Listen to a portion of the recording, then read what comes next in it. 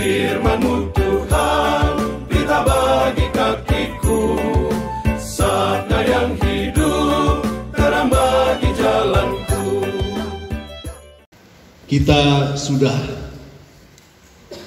1 hari atau 2 hari 1 malam merenungkan tentang bagaimana kita berjiwa besar, manya anima, berjiwa besar. Lalu kita mendengar juga bagaimana dari bacaan itu dikatakan orang yang mempunyai kerendahan hati. Dikatakan tadi di bacaan pertama, carilah kerendahan hati. Lalu di bacaan kedua dikatakan kalau engkau mau bermegah, bermegahlah di dalam Tuhan. Sebenarnya yang saya baca tadi Injilnya itu salah. Halamannya terbalik. Yang harusnya ada dibaca adalah sabda kebahagiaan. Yaitu berbahagialah orang yang miskin di hadapan Allah. Kata-kata orang yang miskin di hadapan Allah itu adalah orang yang berjiwa besar, karena melihat semuanya itu adalah milik Tuhan dan betapa kecilnya dia. Tetapi dikatakan dia yang mempunyai kerajaan Allah. Kalau engkau mempunyai kerajaan Allah, pastilah jiwamu itu besar. Saya ingin membaca satu perkataan dari almarhum Presiden Nelson Mandela. Ada yang tahu? Atau ada yang tidak tahu dia? Presiden dari Afrika Selatan yang luar biasa, yang menyatukan negaranya lagi dari perpecahan karena ada apartheid, orang kulit putih dan orang kulit hitam, begitu pecahnya negara, tapi dia yang menyatukan. Di sini dia katakan, dan kalian semua ini pandai-pandai, jadi saya baca sesuai dengan bahasa Inggris yang dia katakan, lalu kita cerna sedikit. Yang dari prodi Inggris boleh bantu saya juga. Our deepest fear is not that we are inadequate. Our deepest fear is that we are powerful beyond measure. Ketakutan kita bukanlah di mana kita itu tidak mampu, tetapi ketakutan kita yang terdalam adalah bahwa kita itu sangat powerful, sangat penuh dengan kekuatan beyond measure, yang tak terukur. It is our light, not our darkness, that most frightens us. Terang kita, bukan kegelapan kita, yang paling menakutkan kita. We ask ourselves, who am I to be brilliant, gorgeous, talented, and fabulous? Kita bertanya pada diri sendiri, siapa saya sehingga saya bisa menjadi brilian, saya bisa menjadi gagah, tampan dan cantik, penuh talenta dan sungguh luar biasa. Actually, who are you not to be? You are a child of God. Your playing small does not serve the world.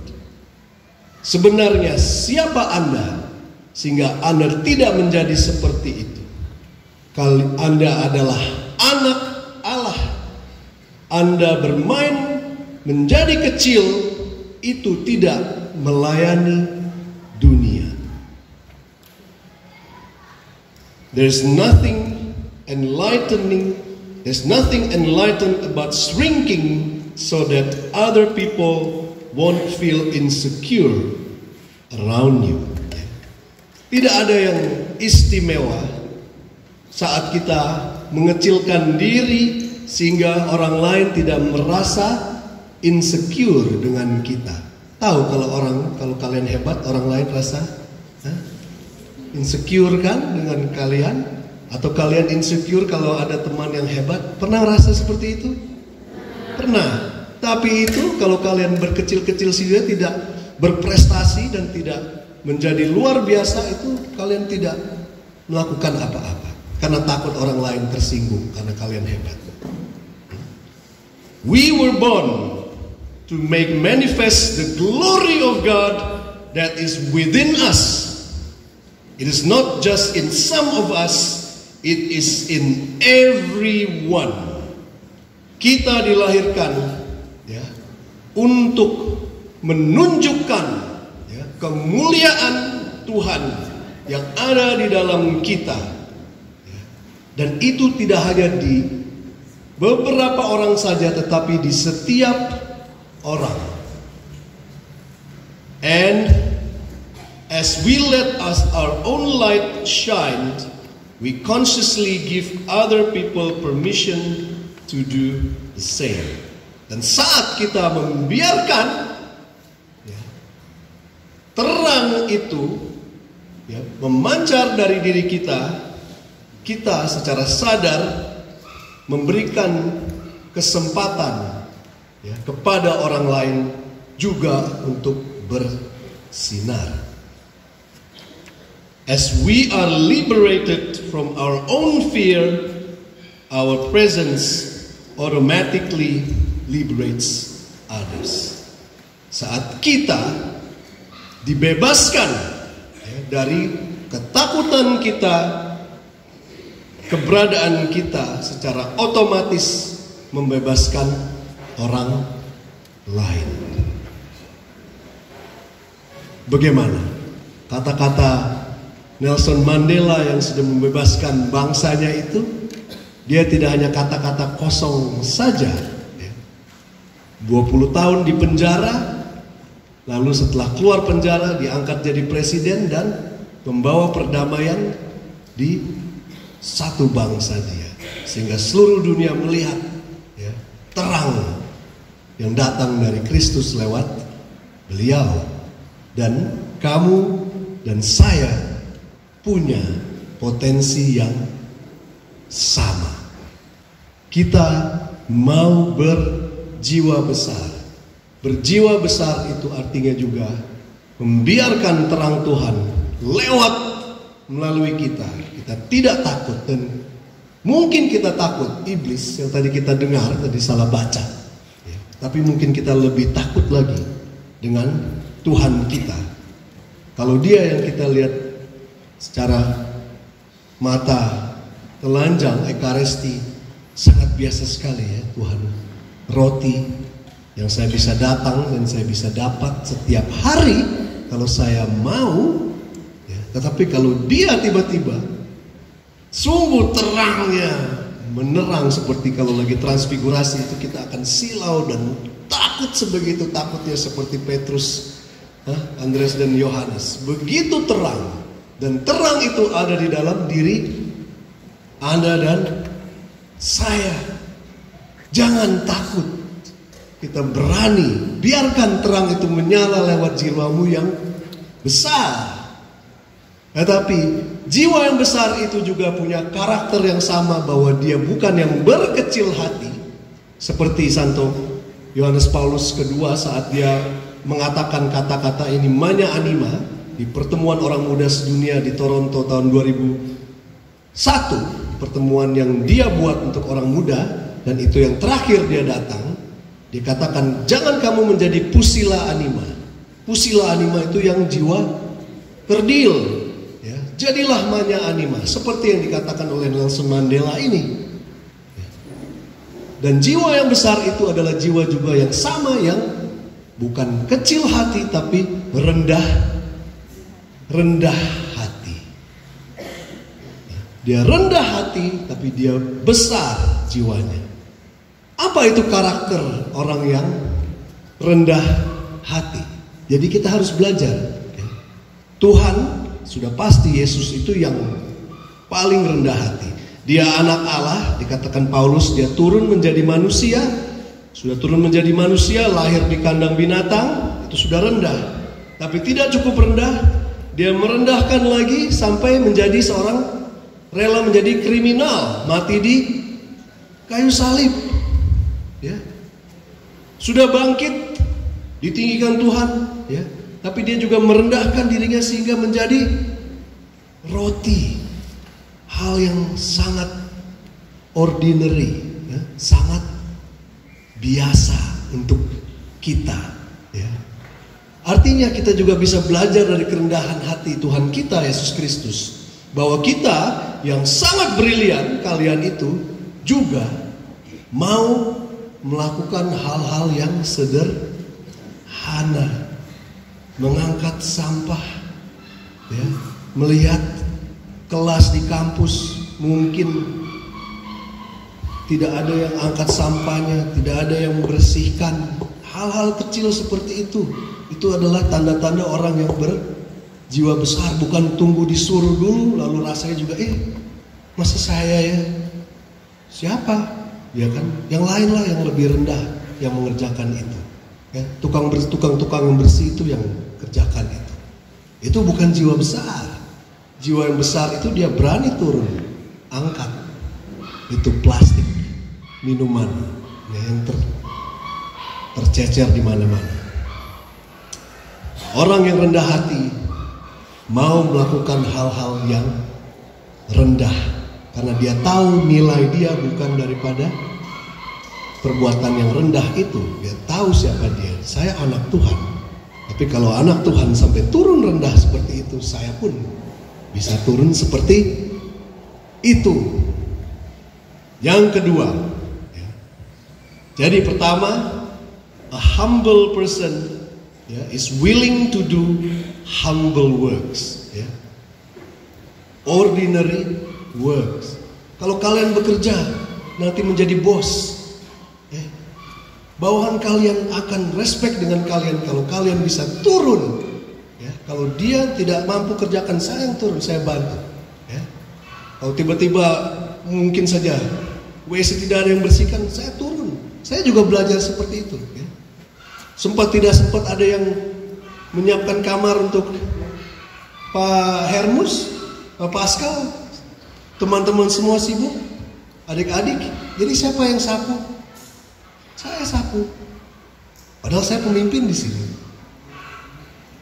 Harus berani turun melakukan hal-hal yang kecil dan rendah. Karena nilaimu bukan di situ. Nilaimu adalah magna anima. Nah, itu pertama. Ya. Yang kedua, kita harus belajar untuk, lalu tadi kita pakai mata, ya, kita perhatikan hal-hal yang kecil itu. Kamu berjiwa besar, jadi kamu bisa pakai. Perhatikan hal-hal yang kecil. Orang yang sukses itu dia adalah orang yang detail. Nah, perhatikan hal-hal kecil. Kalau kalian ujian kan pasti harus perhatikan hal-hal yang kecil. Sama juga dalam pekerjaan nanti. Kita sudah pakai mata, lihat yang detail yang kecil. Sekarang kita pakai telinga kita. Ya. A humble person is willing to listen. Harus bisa berani mendengar. Ya. Mendengar. Kita mendengar apa? Ya. Mendengar itu ada 3 yang harus kita fokus. Mungkin 4 malahan. Pertama, kita harus mendengarkan yang pasti Tuhan. Ya. Dengan berdoa kita mendengarkan Tuhan. Karena kalau kalian mendengarkan Tuhan dalam keheningan, kalian akan dengar Tuhan yang sangat lembut, yang menguatkan kalian. Benar tidak? Ya kan? Lalu kita mendengarkan diri sendiri. Artinya dengan mendengarkan diri sendiri, kita mengenal diri kita, kita mengenal kelemahan kita mengenal kelebihan kita, sehingga kita tahu siapa kita. Orang yang rendah hati itu bukan orang yang berpura-pura menjadi rendah hati. Saya tidak hebat. Kamu pandai nyanyi tapi jangan saya tidak nyanyi. Kau pandai cakar hitung tapi jangan, saya merendah saja, bukan saya. Itu bukan rendah hati, itu pura-pura rendah hati. Tapi orang yang rendah hati itu dia tahu kebenaran. Oh, saya tahu saya hebat dan saya pandai di sini dan saya akan gunakan ini. Tapi saya tahu saya lemah di sini. Saya mengenal diri saya. Saya kenal diri saya dan saya kenal siapa Tuhan saya. Kalau orang yang rendah hati juga pakai telinga dia mendengarkan orang lain, ya, tidak ngomong terus. Dia mendengarkan orang lain, ya. Dia mendengarkan komplain, ya. Dia mendengarkan nasihat, dan saat dia dinasihati karena jiwanya besar, tidak jadi kecil, kerdil, kecut dan marah, tidak bisa terima nasihat. Kalau dosen nanti menegur kamu, Bapak Rektor tegur kamu, ya mungkin nilai kurang, terimalah dengan jiwa yang besar. Artinya dia juga bisa mengakui kesalahan, ya. Dia mampu minta maaf karena dia juga tahu saya ada lebih, ada kurangnya. Yang keempat, mungkin dia juga mendengarkan bumi, artinya dia sayang juga, ya, lingkungan, perhatian, dia keluar. Kualitas yang mendengarkan. Sudah pakai mata, sudah pakai kuping, tadi sudah bertindak, sudah pakai tangan, sekarang pakai mulutnya bagaimana? Ya. Mulut mungkin bisa identik dengan hatinya. Ya. Mulutnya selalu memuji kebesaran Tuhan. Kalau kita pakai nama Tuhan sembarangan, ya. Kalau kita sering komplain dengan Tuhan, sering tidak puas, mengkritik terus, ya, Unipa, ini kurang, itu kurang, ini kurang, tapi tidak melakukan apa-apa, itu bukan orang yang jiwa yang besar. Ya, tapi kalau kita melihat, saya belajar juga untuk mendidik para frater itu, kita belajar melihat hal-hal yang baik, ya, daripada orang yang kita temui. Kita sering memuji. Kalau kita temukan orang yang temanmu yang baik, yang melakukan hal yang baik, kita lebih sering memuji. Kami kalau di MGL ini punya prinsip, sebelum kamu kritik satu, kamu harus bisa puji 9 kali. Sebelum kamu bisa kritik 1 kali, kamu lihat dulu 9 kualitas yang baik. Karena dia adalah juga anak Tuhan dan Tuhan bekerja pada diri dia. Ya. Jadi sering-seringlah memuji temanmu, ya. Berikanlah semangat, encouragement kepada sesama, bukan saling menjatuhkan dengan mulut kita. Mulut ini paling powerful. Dengan lidah kamu bisa membakar, tapi dengan lidah kamu juga, ya, kamu bisa tidak membakar artinya membawa perang, tapi kamu bisa membakar semangat orang sehingga dia bisa bangun lagi. Nah, itu dengan mulut kamu. Sampailah di akhir di hatimu. Ya, dan hatimu itu adalah hati yang bermakna anima, yang sudah dibongkar oleh Pater Matius. Dan nanti kita akan nyanyikan sekali lagi lagunya di lagu penutupan misa. Jadi teman-teman, bagaimana? Apakah kita mau bermakna anima dengan belajar rendah hati? Mau, ya. Artinya dengan tangan kita melakukan hal-hal yang sederhana. Dengan mata kita memperhatikan hal-hal yang kecil, ya. Dengan apa lagi? Telinga kita mendengarkan Tuhan, mendengarkan sesama, ya, menerima kritik dan mendengarkan diri sendiri dan melihat alam. Dengan mulut kita memuji Tuhan dan memuji sesama. Dengan hati kita penuh dengan rasa syukur. Kita menghitung berkat kita setiap hari.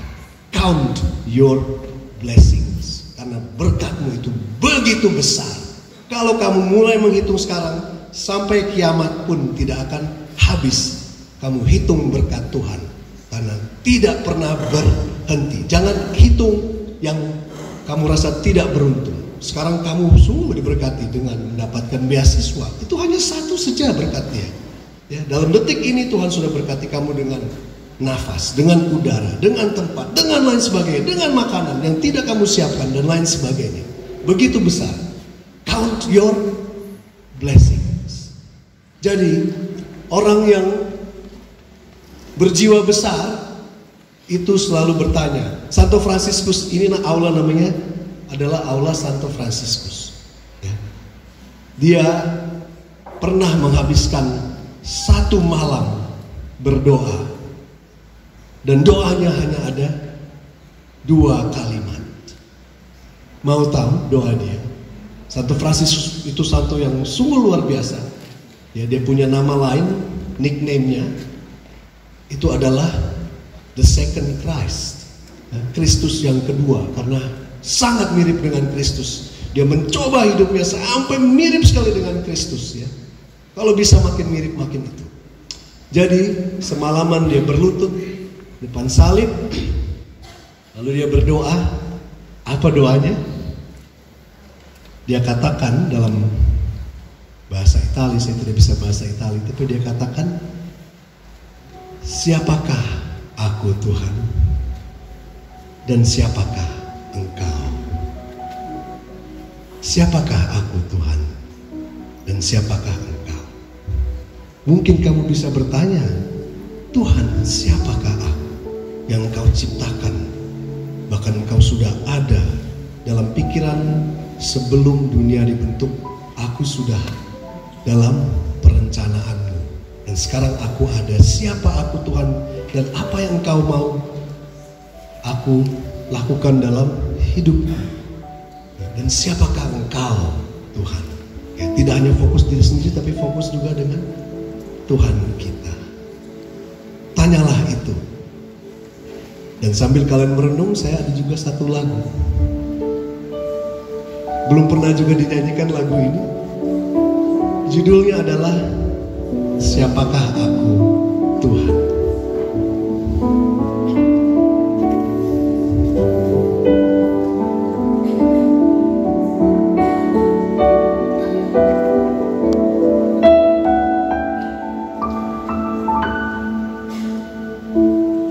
Di dalam hidupku hanya Kau, ya Bapa, yang selalu setia, yang mencukupi segalanya.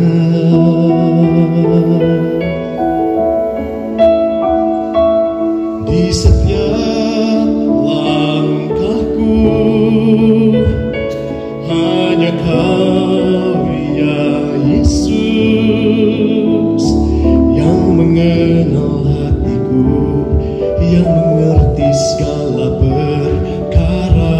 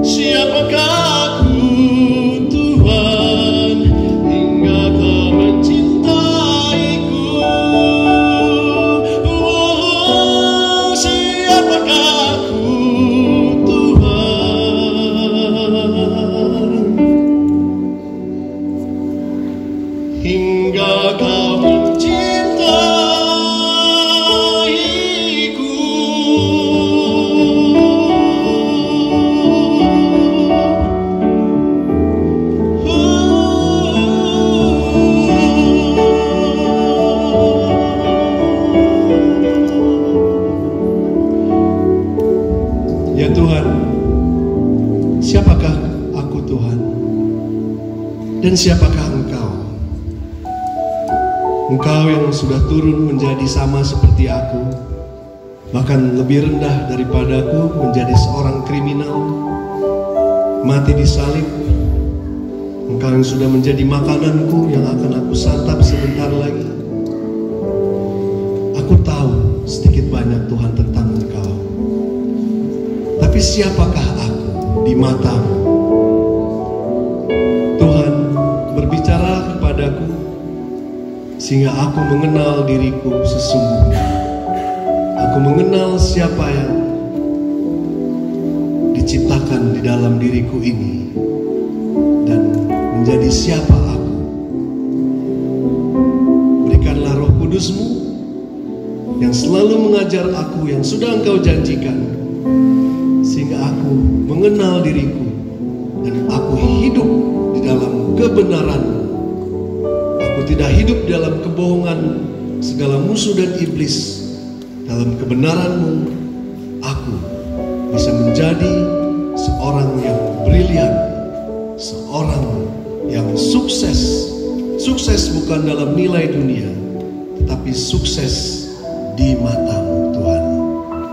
Dan saat aku bersinar, bukanlah sinar dari diriku sendiri, tetapi sinar dari diri-Mu lah, sang cahaya abadi yang menerangi aku dan menyinari dunia. Kemuliaan kepada Bapa dan Putra dan Roh Kudus, seperti pada mula, sekarang, selalu, dan sepanjang segala abad. Amin.